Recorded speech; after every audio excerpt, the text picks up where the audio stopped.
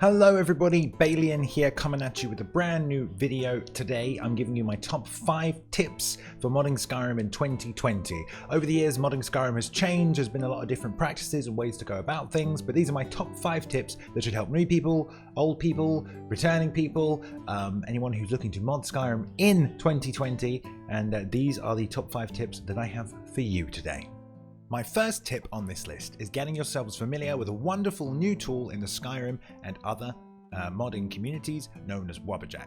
You'll want to head to WobbyJack.org and you'll find here a lovely website that does exactly what it says on the tin. It is an automated mod list installer. Yes, that is true. There are pre-made Skyrim and other Bethesda game mod lists that you are able to download with a mere click of a button. It's a wonderful tool built by some very dedicated members of the community.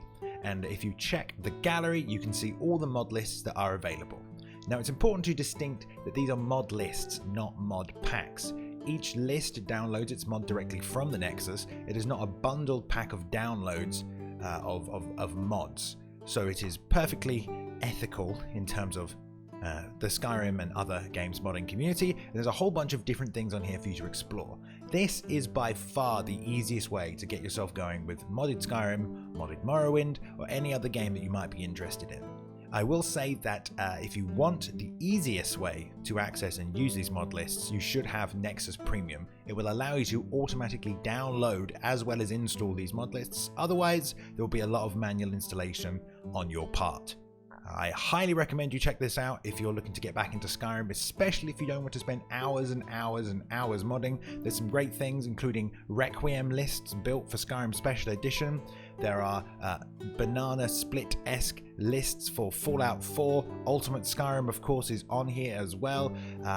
Fallout 4 Enhanced Edition, there's even VR lists and many, many more. Oblivion as well. They're all made by fantastic creators, wonderfully talented modders who've been able to put together fantastic experiences within Skyrim and other games. So the first tip is, before you want to actually step into the world of Skyrim modding, if you aren't too keen on learning all the ins and outs, which I'm sure some people will find quite controversial, please check out WobbyJack.org. Head there and you can get yourself started by checking out one of these pre-made mod lists. Tip number 2 would be to find the right mod manager for your Skyrim. I highly recommend and firmly believe that the best mod manager that you can use currently is Mod Organizer 2. If you ask anyone who is competent with modding Skyrim, they will agree. If you would look at any WobbyJack mod list that is posted in the gallery we just saw, each one of them will be using Mod Organizer 2. It is by far the most versatile tool and definitely the safest to use as well. Do not use Nexus Mod Manager, do not use Vortex, anything else that you might find or stumble along the way. A lot of those softwares are outdated. In 2020, you should be using Mod Organizer 2. What sets it apart from other mod organizers is that it actually creates a virtual folder system. It does not take the files from the mods and install them in your Skyrim game files folder. It creates a virtual copy of this folder and places the files in there.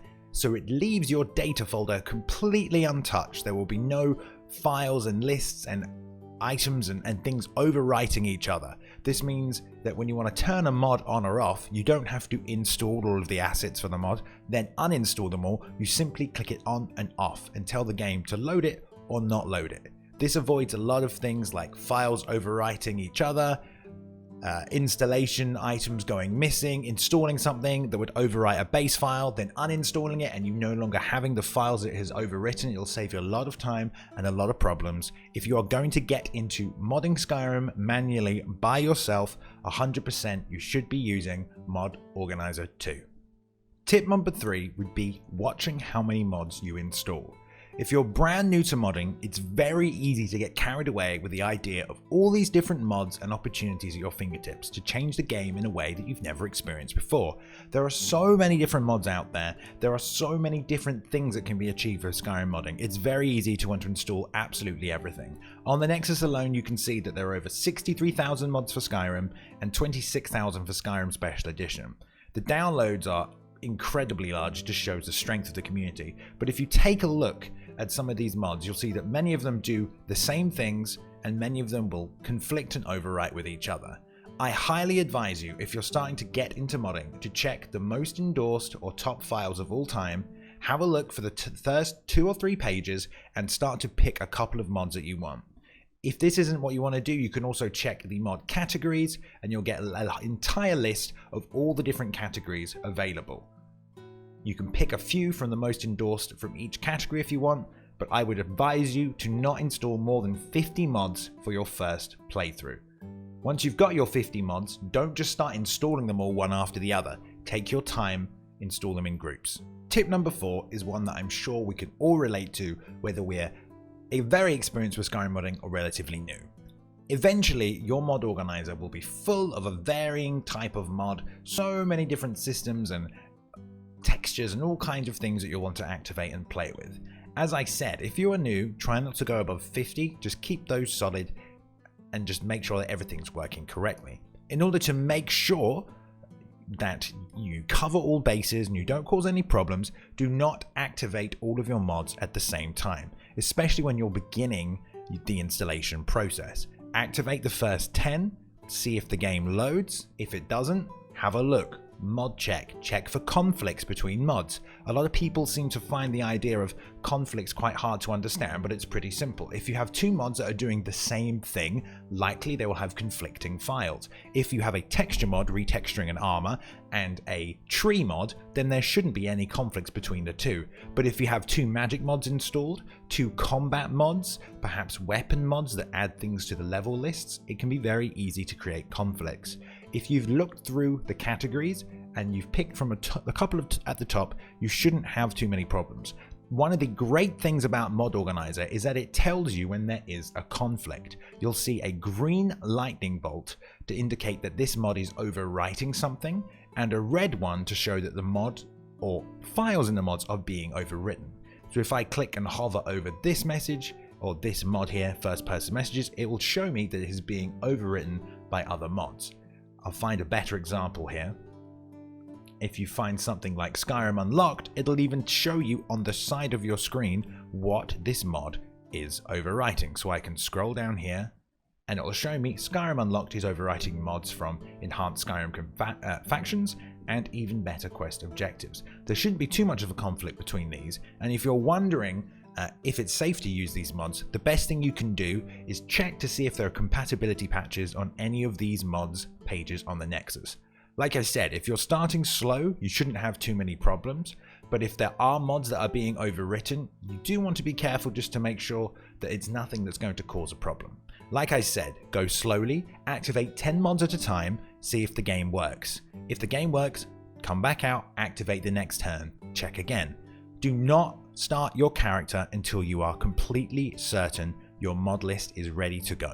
And that brings us to my 5th and final tip. It's a very basic one. Once you have your mod list ready, once you have the mods that you want to play with installed, start your character and don't change anything. Yes, it is somewhat safe to add a couple of mods to the playthrough as you continue, but it is not safe to remove mods. My advice is always get your mod list sorted, get it stable, make sure you're not crashing, set up your MCM menus, which you will have to configure for certain mods depending on what you installed. The MCM is the mod configuration menu, the in-game menu. Once you've got everything sorted, begin your playthrough. Don't change anything until you are done with that character. If that character gets boring, if you've achieved what you wanted to achieve, stop. Then you can go and play with your mod list. But don't fiddle with things on the go. You'll only lead yourself to problems. Thank you very much for watching. Relatively short video this time around, but I hope you enjoyed it. I'm going to try and bring you some more Skyrim tips. Ask any questions in the comments below. I will get to them. Might take me a while, but I appreciate you watching. Share this around with your friends if you think that they can find some helpful tips from it. And remember that I am live 6 days a week on Twitch, twitch.tv/Balian, which is my YouTube username. You're welcome to come in there and ask any questions, regardless if I'm playing Skyrim or not, but we definitely do play a lot of Skyrim. Also, one more thing. I just started working with a great new headphone company. They've sent me this to test them out. Game-changing tactile audio with Drown headphones. I have a discount code if you want to try them out. They are very awesome. They provide 360-degree headphone sound. They're not too expensive. They're not a big clunky headset, so I kind of like them. But it's very, very interesting because normally in a game you'll be able to tell what's on your left, what's on your right, in front of you or behind you. But with these I've found you can hear things that are above you or behind and above or down to the front or to the side. So in a game like Skyrim, it really, really adds to the immersion. I like them. Check them out if you want to, see if you like them. And yeah, you can get a discount code if you use the code Balian at checkout. All right. Thank you very much, guys. Have a good day and take care of yourselves. See you next time.